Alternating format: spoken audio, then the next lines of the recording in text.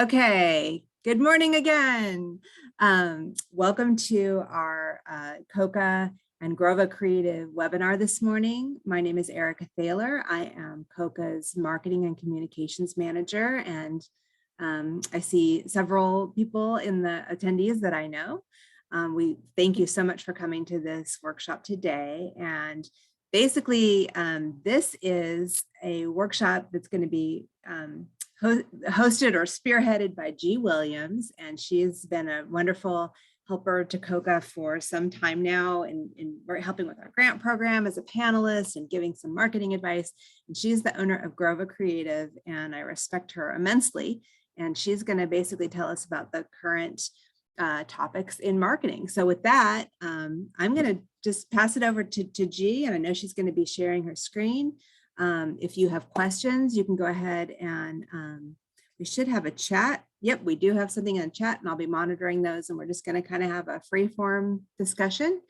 We are recording this. This will be available for playback on our YouTube channels and in our COCA classifieds. So now I'm going to shush and turn it over to G.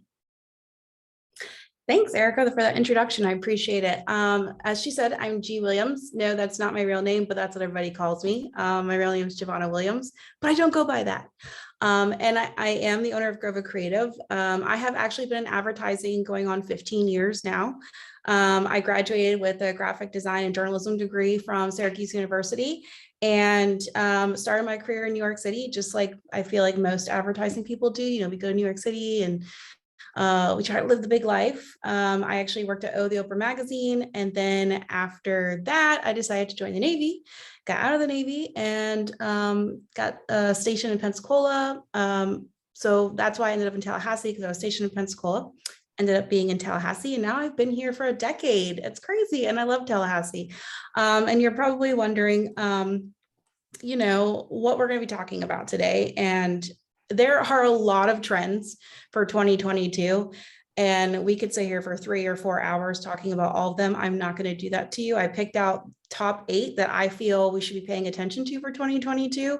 I do have a slide at the end of a bonus round that talks about, that just highlights a couple more that we won't get to today. Just if you want to, you know, do some research or want to talk to me offline and have questions, I'm happy to answer any of those questions. So without further ado, let me share my screen. Is it going to pop up? No, it's not. Let's try that one more time. Let's see if I can. There we go. Yeah. Okay, can everybody see that? I know I forgot you guys have to answer me in a chat. So just so you guys know, I am fine. If you have questions throughout this presentation, I will do my best to, you know, try to make sure I'm following the questions, or raise your hand. I don't mind an open format, so I don't want anyone to feel like they can't ask a question. So here we go, 8 trends that will help your marketing in 2022. So as we all know, the game has changed. We already know that. That's something that we don't know. You can't go through something like a year-long global pandemic and not expect some things to change. But the upside is marketing professionals are used to that. We are in the communication game, and we have always lived in a world where consumer preferences are constantly evolving, and we are forced to adapt. And I think it's fair to say that business owners also have to go through that. And I have to admit that it's been a while since I've seen such an abrupt change in marketing tactics. I think the last time I saw something this big was actually when social media entered the game. And since then, there's been a lot of pivoting around that. But I think now, with the global pandemic and the social climate, things have really, lack of a better term, have completely changed. So the question that everyone keeps asking is, are we going to return to the old normal of marketing, or of all these new habits that we embraced, are they going to stay? And to be honest, some of those we have answers to, and some we don't. It's just going to take time for us to weave through the new trends and how people handle taking information. But today, I will be sharing ones that I feel will stick around for 2022. I'm a firm believer that understanding where you're going, you have to understand where you've been. So I just wanted to really quickly talk about past trends, because this has influenced where we're going for 2020 or 2022, excuse me. So for 2021, websites were the #1 channel used in marketing. I don't think that's a surprise to anybody, considering, that we're working remote. A lot of us didn't have access to going into stores for quite some time. So like I said, I don't think that's a surprise, but 2021, I think, pivoted in terms of marketing strategy. Marketing strategy used to be all about sales, bottom line, sales, sales, sales, sales. 2021 forced companies and brands to really think about authenticity and optimizing customer experiences and focus on building relationships. And sales now are like fourth in line to what the other goals are. Actually, building brand awareness has raised much higher. And but nothing has outbeat building relationships with consumers. In 2021, the #1 channel for advertising and marketing was actually social media. And again, I don't think that surprises anybody, but so what were the top marketing priorities for 2021? Obviously, generating more leads. I don't feel that's ever really going to not be #1, but increasing customer satisfaction bumped up from being other all the way to #2. And increasing brand awareness is now #3. And as you can see, sales and closing more doors are not top 3 anymore. So I just think that's important to point out. What was the primary approach to marketing in 2021? As I mentioned earlier, it was actually social media. SEO is not far behind. Account-based marketing. If you're not familiar with account-based marketing, that's in quick terms is when you work with your sales team and you try to make sure you're creating marketing and ads directly to someone that you've already had contact with through the sales portal. Content creation is another big one that has, I feel, moved up a little bit, but not too much. But as you can see in the chart, social media has outdone everybody. So that was the approach. Now, the difference between approach and channels is approach is what you decide to do for your marketing strategy. Channels are what you're doing in that marketing strategy. And of course, social media, as I mentioned, for 21 is #1. But I do think it's important to notice that websites have not fallen that far behind social media. So I do think in 2022, these two are still going to be competing with each other for #1. Email marketing definitely went up almost to 70% in 21. That is considered to be a big trend for 2022. I am not talking about that a lot today, but I think it's, should be noted that a lot of businesses are moving to email marketing as a main component of communication. But that's really all I'm going to say about that one. So first and foremost, I'm super excited that influencers has reached #1. And influencer marketing has been around for a while, but it was crowned to be something that the big conglomerate brands used more so than small and medium-sized businesses. Well, I think 21 definitely changed that, and going into 22, 34% of marketing professionals say that they plan to invest in influencer marketing next year. So that actually puts influencer marketing as #1 for platform to reach the consumers. And I think this is funny personally for me, because I just remember when influencer marketing came out, everyone predicted that it would meet its death in a couple years, and that has yet to occur. And instead it's actually increased. And I remember in 2020, I read an article talking about that by 2022, influencer marketing dollars would be up to 15 billion.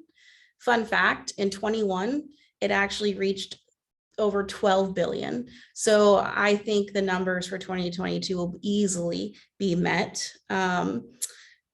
And why influencer marketing is so important, especially micro influencers, and just a quick snippet of what the difference is essentially your following size.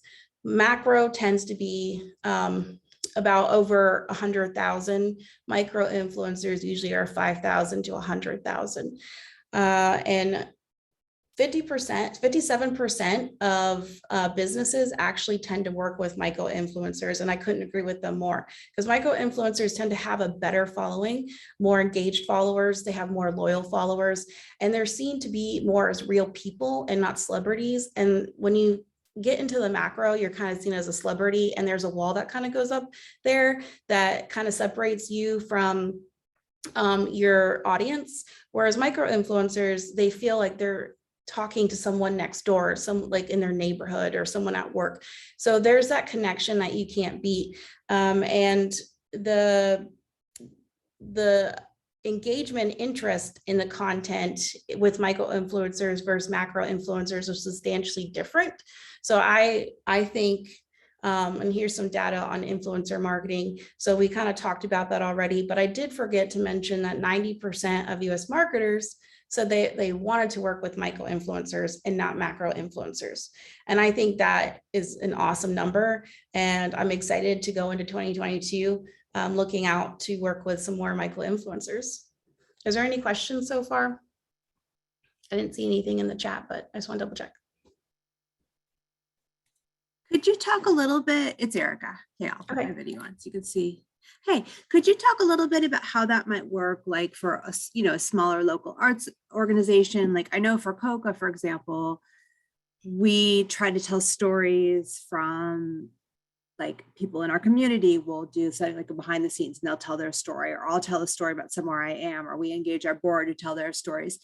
Can you talk a little bit about like how that would dovetail with influencers? Because we're not really selling product as much as we're selling a concept. Like, do you see that as being influencers when we're telling our own stories, or is that different?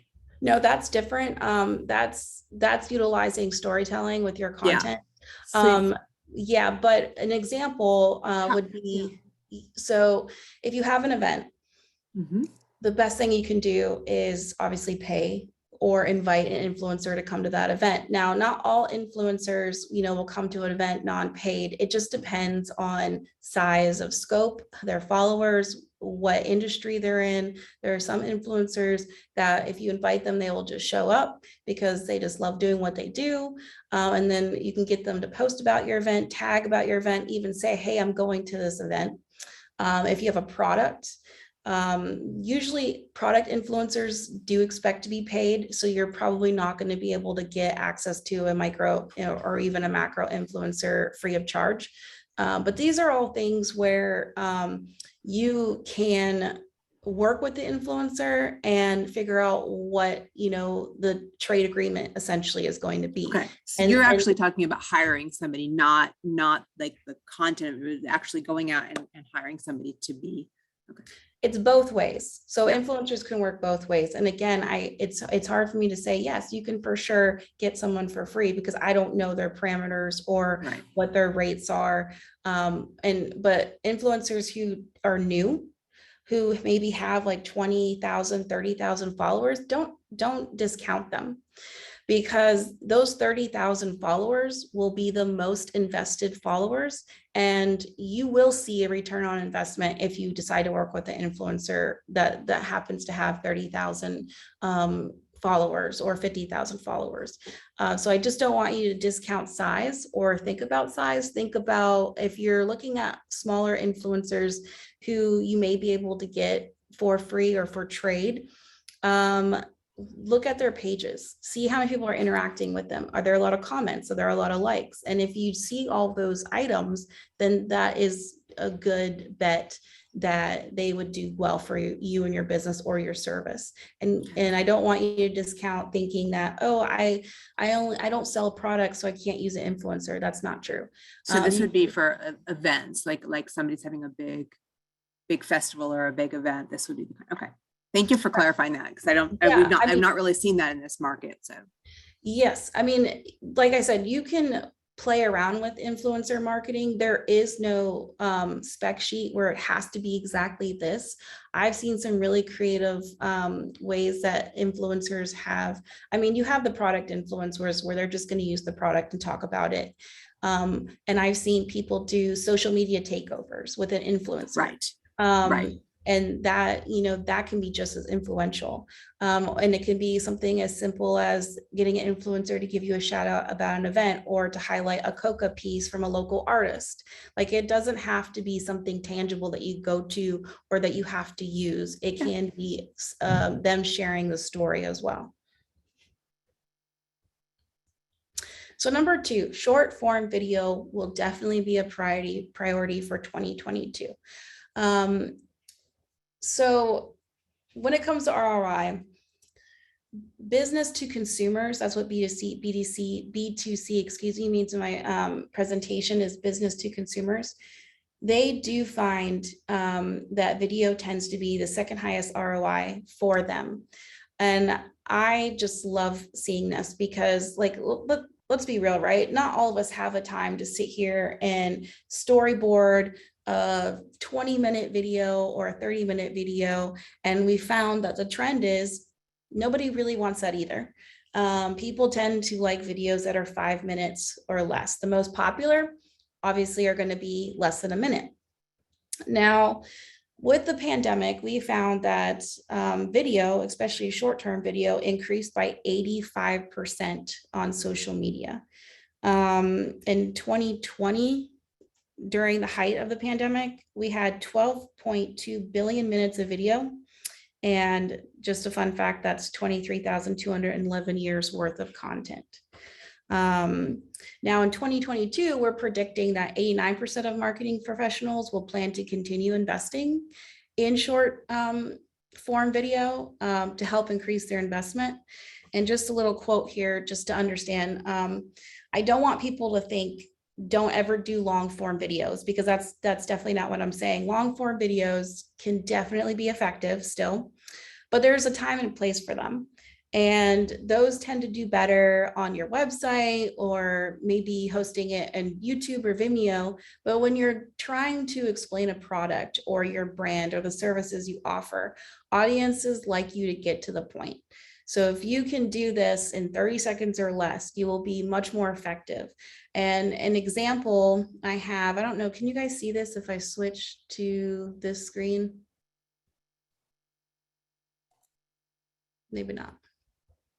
We're still on the are you? main Okay. screen. It says video sample. Yeah, that's what I see.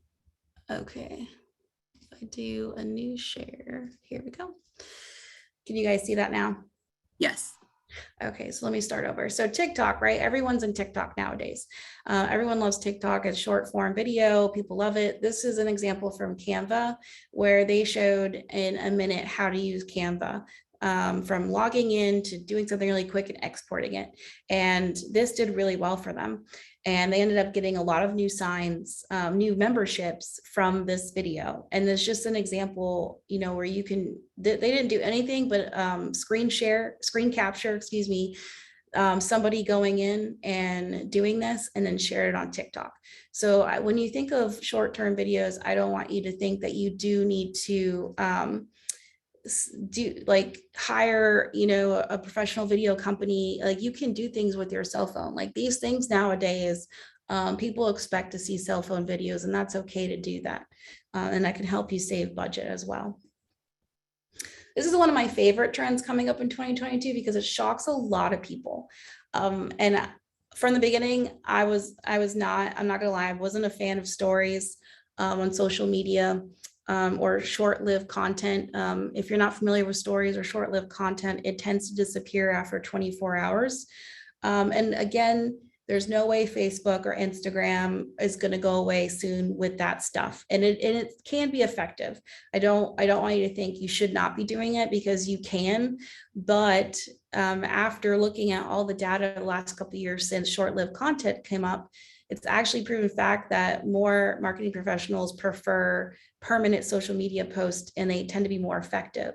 So, and why is that? Because it doesn't disappear after 24 hours. It can live on your Facebook feed or Instagram feed for however long you want it to live there, especially when you do live content on Facebook and Instagram, because it will stay there and people can go watch it later.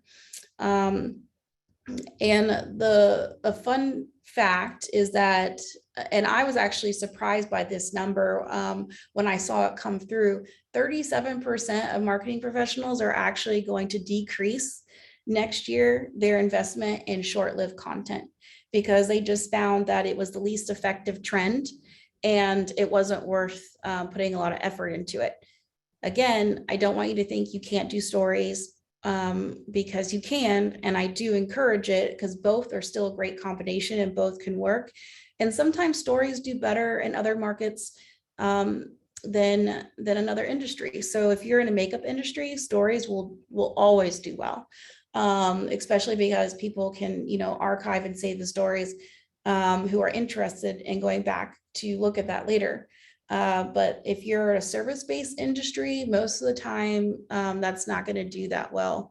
So again, you got to sit down and think, what is, you know, what are your goals? What's important to you as a business owner or as a marketing professional, and decide what you want your balance to be.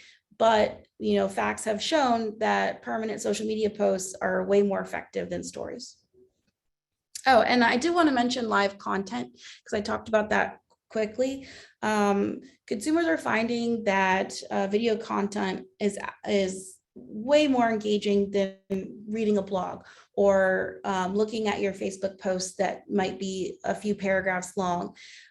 So again, invest in video for social media. I know not everyone agrees with that because, you know, some people would prefer just to quickly, you know, look through their feed on Facebook, but it is a proven entity for you that video will do better, especially if it's, you know, a minute or less and you're explaining your product or your service. Or you can do comedy, you can pull on emotional heartstrings.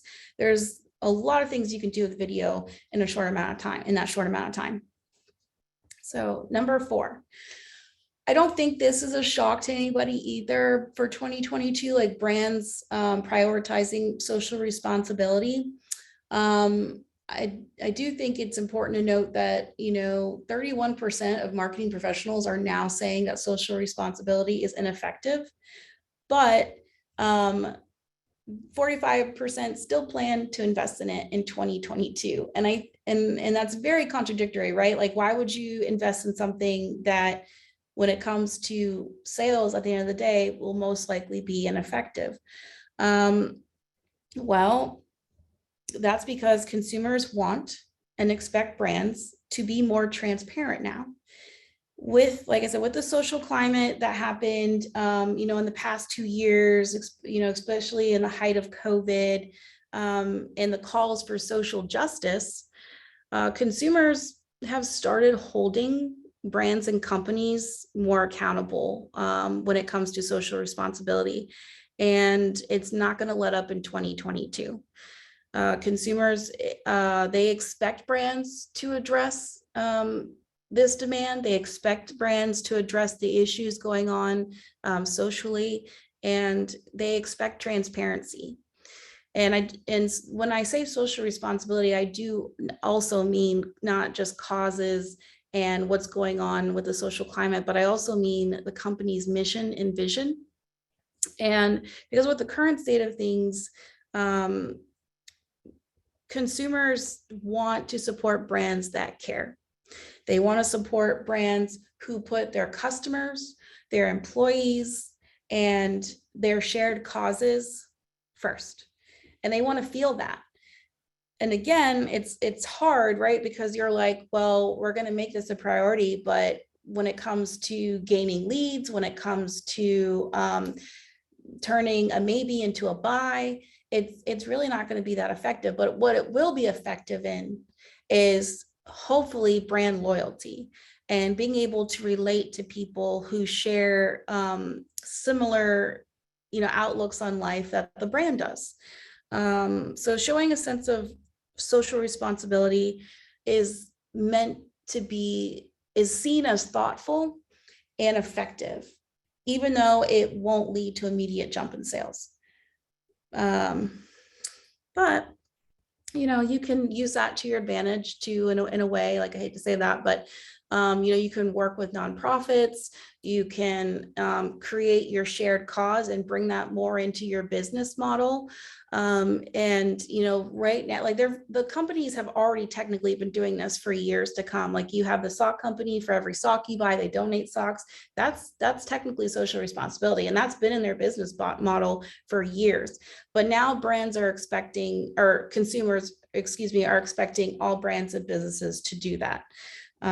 So your marketing plan should include some type of like nonprofit work or shared charitable work or organization or cause that you're willing to take a stand with. Because if you don't do it in 2022, you could see that will affect, again, it's not going to affect immediate jump in sales, but it could affect brand loyalty. So number 5. So branded audio can be a little controversial, right? Because we all know that we need branded audio content, but I don't think it's gotten to where it needs to be yet in terms of content development. Because a lot of podcasts out there specifically will just throw podcasts out. And we actually have a rule internally when clients come to us and want to do a podcast, the first thing we say to them is, okay, well, that's great. Podcasts are a great avenue, but we don't even really want to start working on this until you have 6 to 8 episodes completely planned out and written. Because people don't realize that podcasts, there's a lot of work that go into branding audio content. You not only just the mic, but the promotion, the recording of it, the category, the content. I mean, it's a good undertaking. And you have to be willing to do it right for it to be effective. And I say that because even though there's a million podcasts out there, right now, only 19% of marketing professionals are using podcasts in their strategy at all. 19%. Think about all the podcasts, and the average consumer listens to 5. If you're a podcaster, you listen to about 5 to 6 podcasts a week. So if you're a podcaster, you're really ingrained in that space. And out of the 19%, that actually use podcasting to their advantage, 37% of them say that it's one of the most effective trends that they've used. But it can get confusing because you don't have a visual for people to look at. So like, how do you promote podcasts on social media? How do you promote podcasts on YouTube or Vimeo or any of these elements that require visuals? Oh, someone has a question. So it says, question on advertising within podcast networks. Ads are typically 10 or 15 seconds. How do you effectively promote something more than general brand awareness in that amount of time? Yes, that is a very good question, Allison. Thank you. And that is tricky because you're right, you don't have a lot of time. So what brands tend to do is create their own podcast that is centered around like who they are, and they're essentially promoting themselves throughout their podcasts in an indirect way. But if you just want to invest in podcast marketing and advertising, the best way that I feel you can do that is, we call it 1 sentence or 2 sentence like reels. So we have a client that does that now, and they do so many services, and our ad for them on podcasts is literally recently been exposed to COVID and need your office clean, call Quick and Clean. I mean, that is it.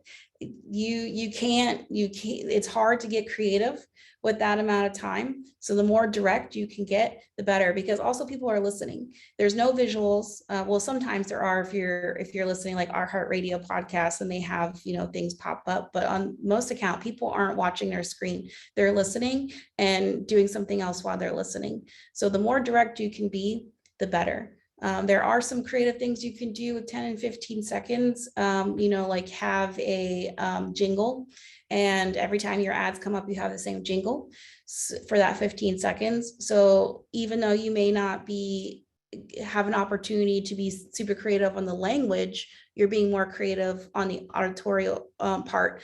Or auditory part, excuse me. So people can start hearing you. And again, that's technically general brand awareness, but it is hard on podcasts to get beyond that, but it is doable. So hopefully I answered your question, Allison. But for 2022, the good news is I'm hoping podcasts, I don't want to say make a comeback because they've been around and they don't really need to make a comeback, but I hope that people will put more time and energy into podcasts and branded content and how to advertise for the podcast, because 43% of business owners and marketing professionals plan to invest in podcasts in 2022. How that's going to look, I don't know yet, but I'm excited to see that. Let's see. Next. Oop, I got to close my chat because I can't hit my mouse. There we go. So inbound marketing. Inbound marketing is nothing new. It's been around forever. But I do feel that marketers will continue to use inbound marketing and not really change how much they plan to invest in inbound marketing. Oh, wait, I forgot. I wanted to talk about really quick audio content. I wanted to say this because I don't know if you guys are familiar with the new audio app that came out called Clubhouse in 2021. It came out, I want to say in March. And just to give you an idea of why I came up with this trend is because that audio platform, that audio app gained millions of users without publishing any visual content in a matter of a couple weeks. And essentially what it is it's an invitation only chat room app that you have to be like invited into.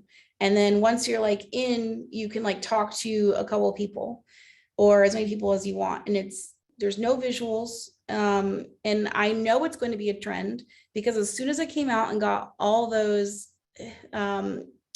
hits and invitations and new members, of course, Twitter and Facebook, AKA Meta,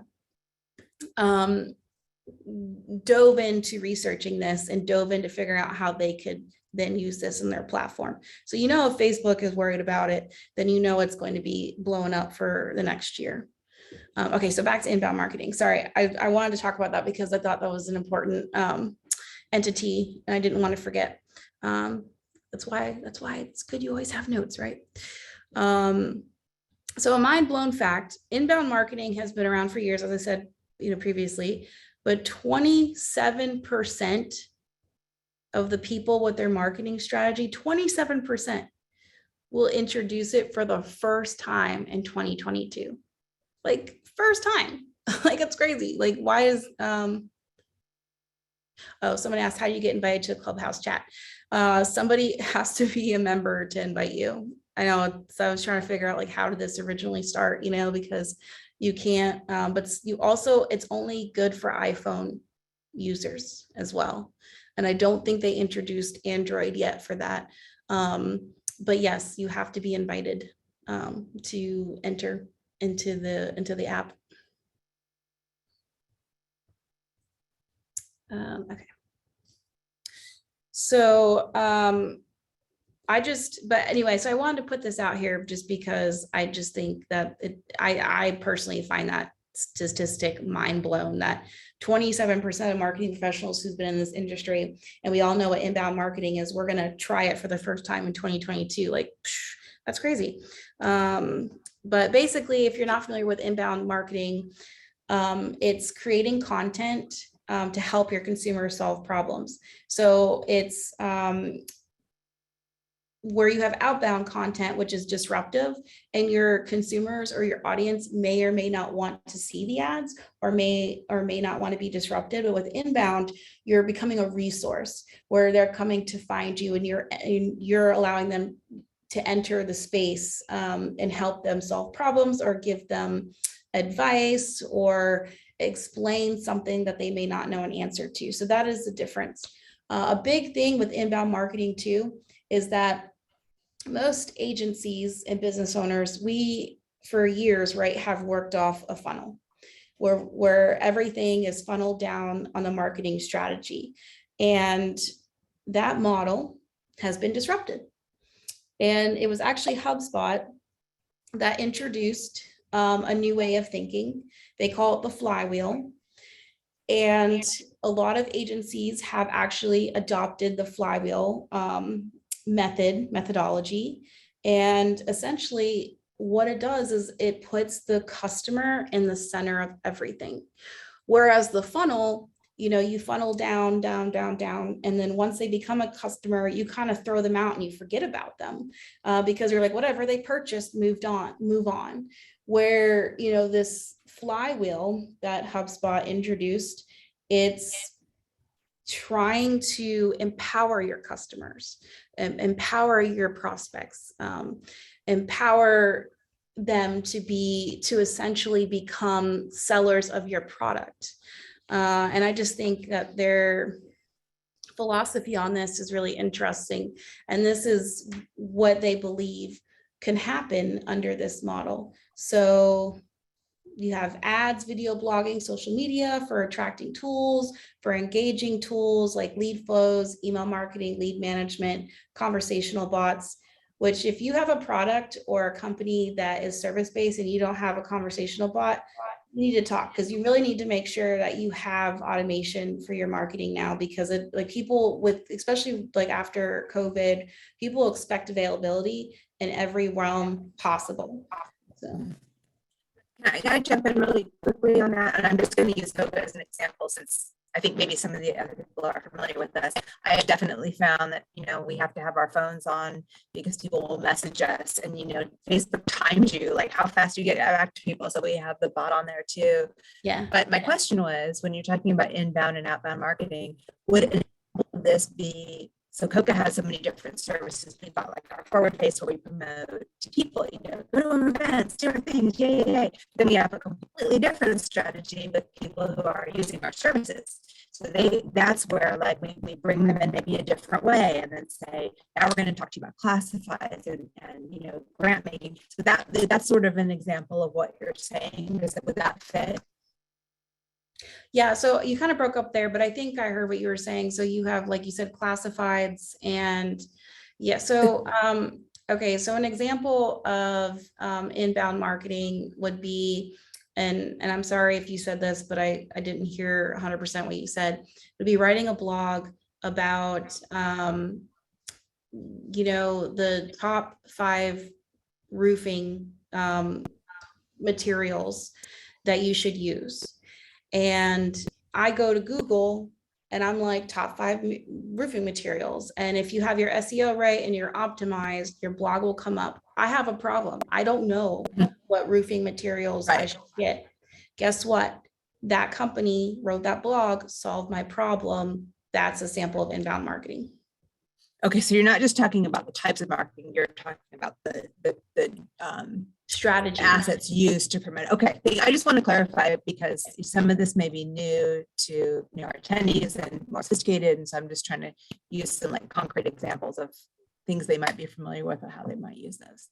Yeah, no, perfect. Thank you, Erica. Sorry, sometimes I'm bad at giving examples, but because I feel like I'm in this every day. Well, I don't feel like it, I am. But all right, so number 7, because I want to make sure I leave a good 5 minutes to talk about privacy data, because that is a big topic right now. But the number 7, before we get to the big topic, is experiential marketing is back. And essentially that means people have video fatigue. Now, I do think hybrid events will still be big for 2022, but having experience in a store, so like M&M is always really good at doing this in all of their stores. I remember like one year, I think it was like in 2018, they did like an experience pod, and you go into a store and each store would have like a different flavor, and you walk into this pod and you could like smell the flavor of just that flavor. And like, let's say they did, you know, green, and so everything like a green M&M, so everything would be green and you could smell the chocolate, and the whole experience inside this pod had to do with like the green M&M or the yellow M&M. And so that's what experiential marketing is doing something in a physical location that immerses an experience for your consumers. And they are predicted to make a huge comeback in 2022, mainly because of video fatigue. And, you know, I do think hybrid events will still be big, but I think the hybrid part of the virtual part will tend to be less. And the in-person part will start to grow. But I just want to talk about the experiential marketing really quick and expect to see this in the next year. So privacy data. So let's face it, advertising is challenged by privacy. And I could spend all day on this topic. And I'm just going to put out there, I am not an expert on privacy data, but I know enough to be dangerous. And I do think I needed to include this just because of the recent big announcement Google made that they are getting rid of third-party data. Ooh, does somebody have a question? Any tips on leveraging content from a trusted third party for positioning your business as a resource solution? But most micro small businesses don't have the in-house capacity to take on large quantities. Oh, my bad. Okay, I guess that wasn't for me. My bad. Okay, so where was I at? Privacy data. Oh, Google's big announcement, getting rid of third-party cookies. It is on its last leg. They actually announced that they were going to get rid of it in 2022, but they came back and said that it's not going to roll out till 2023. So what third-party data is it's a third-party entity that collects a bunch of first-party data or second-party data, and then they resell that data to people. So that's what Google's going to get rid of. Now, with that being said, first-party data is going to stay, and what first-party data gathering is you as the company, you as the consumer, or excuse me, you as the business, company, or brand collecting data directly from your consumers. You're doing it. Where instead of a third party trying to do it, you're collecting that, and that's not going to go anywhere. But there are going to be changes on that as well. So with third party going away, I do want to say that we need to prepare for more contextual targeting. And a lot of people aren't familiar with this because with third-party data coming into play, we could target ads in a way that was so specific and hyper-focused, but we may not be able to do that if you don't collect enough of your first-party data. So contextual targeting is the placement of display advertisements on websites that are directly relevant to your product or service. So let's say I like to ride motorcycles. So let's say I shop on Revzilla a lot. Revzilla is going to have an post or an ad about Harley Davidson motorcycles. That's going to interest me because Revzilla is an online service that only sells motorcycle parts and clothing and accessories. So that's an example of contextual targeting. So you're going to have to go and you're going to find the websites and businesses that can relate or lead people back to you. Let's see, here's another question.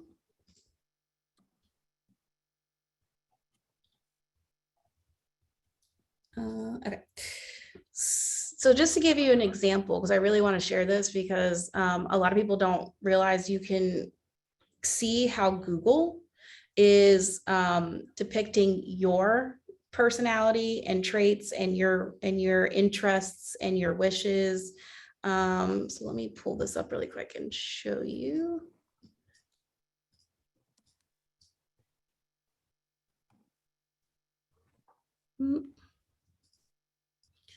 Cancel that, new share. Here we go. Okay, so if you're curious to see how much insight Google has on you, you can just go to just Google Google Ad settings and make sure you're logged into your personal Google profile. So this will tell you the information that Google is pulling about you and how your ads are being targeted to you. So they have your age, your gender. Like here you can see like Revzilla. I talked about Revzilla. I'm definitely going to get Revzilla ads because I'm on that website a lot.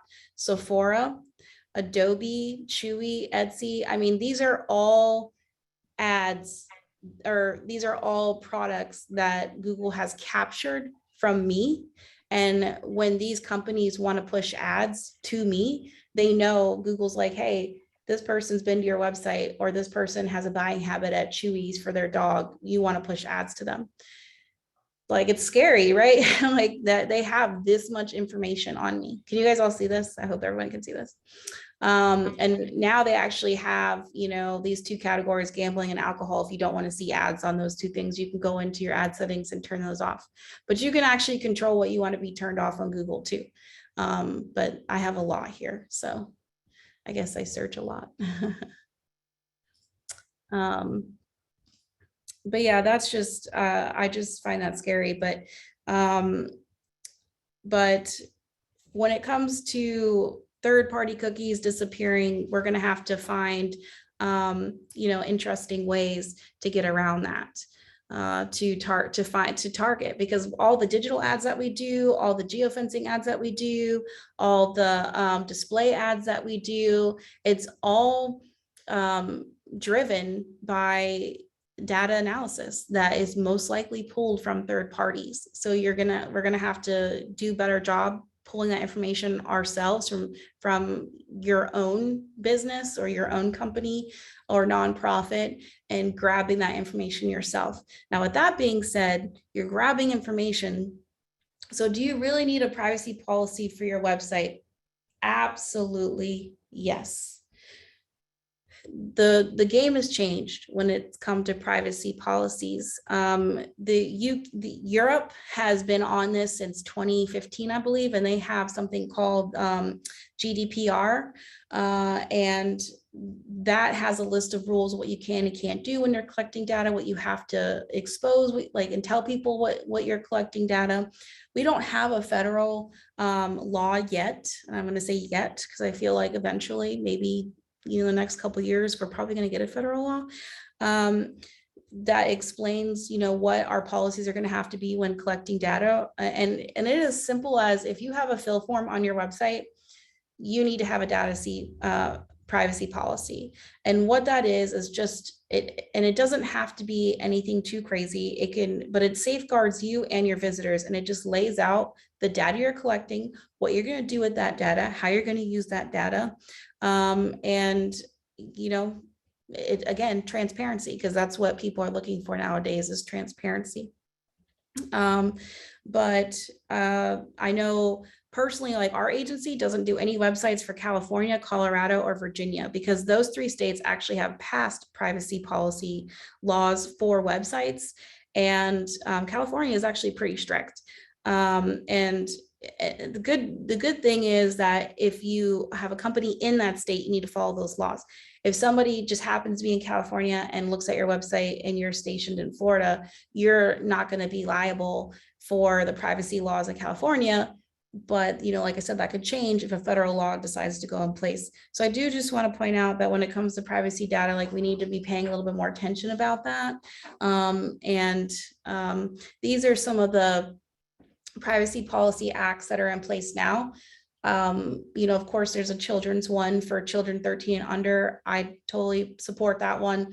And then I mentioned GDPR, if you want to look these up, because there's a lot of rules and regulations on these. And again, I'm not an expert in this. I just know enough to be dangerous. And it's getting to a point where a lot of big companies now are actually hiring someone who does nothing but privacy data law and privacy data protection, because it's just, especially if you're a business who does international work, because if you are doing international selling or working with people in Europe, you actually do need to follow GDPR, because their laws are different. And then with their laws, it doesn't matter where your company is based. It matters if, you know, they're seeing if someone's purchasing from you in Europe. So, and I just have some bonus trends. And I'm not going to talk about these, but these are things that like blogging and SEO is not going anywhere. It's still going to be big for 2022. Virtual reality and augmented reality are going to make a big splash in 2022. Hybrid events, we kind of talked about that, and automation. So live chat and customer reviews, those are going to be more influential coming up next year than they ever have been. So I would definitely focus on those things. And that's really all I have. So I have questions. Thank you so much, G. I actually have a question. Can you, so I know a lot of us that are in marketing, like, you know, we're doing some of these things is sparking ideas, but sometimes we feel like, oh no, like, how do we prioritize, right? Because some of us are like one-woman shows, or we have all volunteers as marketing people. Can you speak to like so everyone doesn't leave this call going, I'm not doing all of those things, like how they would incorporate that into their own plan so that they, you know how to start? Yeah, so less is more. I mean, that less is more. I get it. You know, there are many businesses out there who are spread too thin across too many channels. Don't try to do every channel. Don't try to be on, like, when it comes to social media, don't try to do TikTok and Instagram and Snapchat and, you know, this new audio one and Facebook, because you're not going to be able to give them the time and attention that they need. But we already know Facebook's is one of the number one platforms in digital advertising for 2021. So yeah, focus on Facebook, maybe focus on Facebook and Instagram. So it's okay. It's okay to hone in on a couple things that you want to focus on, especially, you know, I had that list early that had the top channels, but that doesn't mean it's going to be the top channels for your business or your nonprofit. So you have to sit back and think, okay, the one question that, you know, I have all of our clients, you know, we ask all of our clients, where are your customers coming from? And if you don't know the answer, you need to start asking. You mean physical, like what areas of, if you have a brick areas of agreement, also like what psychographic groups and what ages? Both. So if you have a brick and mortar and someone walks into your restaurant, how do they hear about you? Yeah. Was it radio? Was it Facebook? Was it, and if you find that, oh wow, like a lot of people are coming to me from radio, then invest in radio and audio content. If you find that, oh wow, I have a lot of people coming from me from Instagram, or I get a lot of interaction on Instagram, then yes, focus on those. But less is more. And with all of these new trends coming out, because they change, like I just changed my presentation like this morning because of the new thing that came out with privacy data. I'm like, we need to talk about this. Foundations still matter most. So if you don't have a good strategic base for your foundation, no matter what channels you decide to go in, it's not going to work. Mm-hmm. So just focus on what you can, get those to be successful. And if you have the time and you got things more automated, then introduce the next thing. But don't spread yourself too thin. Less is more. I think that's really, really good advice too. And so then people feel like they're teaching people what they do and they're getting really good at some things, and you learn, you know, what I found is the more we try new outlets, sometimes like something will change, like the way you can share a story, it becomes easier, and you're like, oh look, that wasn't happening, but today it's an easy way to do it. So you start to change your practices as they realize these different channels want to make it easier for you to use their services. So a lot of it becomes really organic. Thanks Heather for the compliment. That's so sweet. I appreciate that. So I just saw a question about Facebook because, you know, it's come to light that Facebook's transparency, social responsibility, thumbs down, right? And I wholeheartedly believe that's a big reason why they decided to rebrand as Meta, as the parent company, Meta, because it's still Facebook and Instagram. It's just they're owned by Meta. Should you worry? No. I know it's sad to say because they are a big, you know, they've done a big no-no, you know, with what has come to light. But they're so big. I know that's so sad to say, but they're so big, they're not going anywhere. So it's just, I think it's a personal choice whether you want to continue on the platform or not.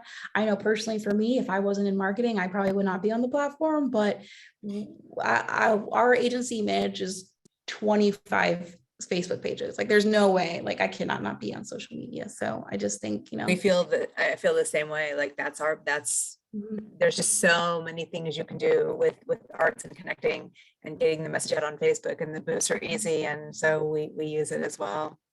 Yeah.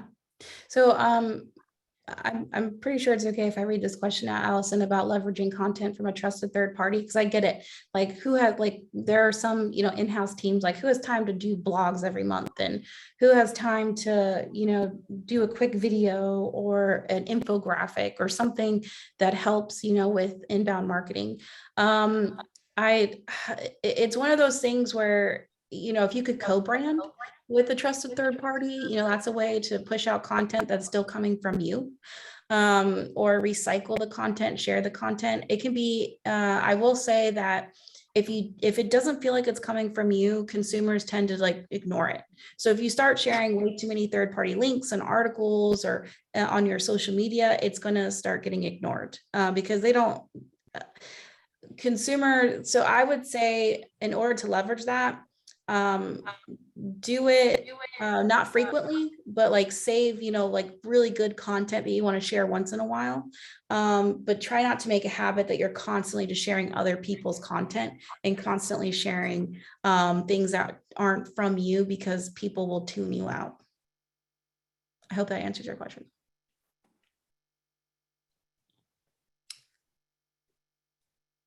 And I just want to make sure everybody knows that we are recording this. And again, for anybody that might have joined us late, if you follow COCA social media, we will, put this link to the recording in the actual Facebook event. It will come out in our COCA classifieds. We're going to upload it to our YouTube channel. We'll post the link to our newsletters on Facebook. I mean, you will be able to find this recording in multiple ways. So yeah. And we've preserved it for you. Yeah. Somebody had asked if there's a if anyone is developing a social responsible social media platform for business pages and groups that we can plan on transitioning to.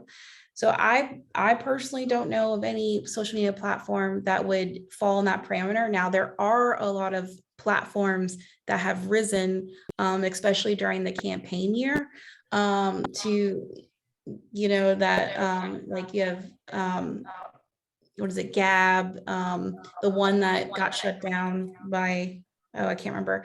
There are tons of platforms coming up, and I don't know if you guys heard, Trump apparently is going to be doing a social media platform. Have no idea what it's going to look like. So there are a lot of them popping up, but are they surrounded by social responsibility?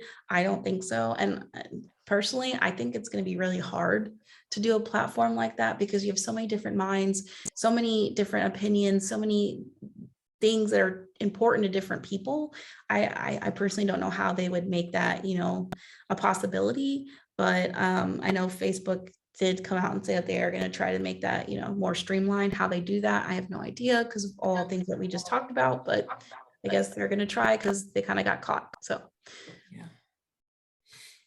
I went ahead and I put my email address in the chat, and G, I don't know if you want to pop yours in there, if you just want me to take any questions that people might have of you and forward them. I had a slide with my contact info, so I'll share that for the last bit of it. So yeah, I mean, I'm happy to answer any questions you guys have. I know I threw a lot at you today. I was trying to get through everything. And there's about 22 big things that are happening in 22, and I only pulled 8. So, there's a lot happening next year. But thank you for your time. Thank you, Erica, for asking me to do this. I love marketing. So this is, it's in my backyard, it's in my blood. Well, thank you so much. I'm sorry if my audio is breaking up, but hopefully everyone can see me saying thank you. We appreciate it, and we'll talk to everybody soon. I'm going to go ahead and end the recording now. Okay, thank you. Bye, everyone.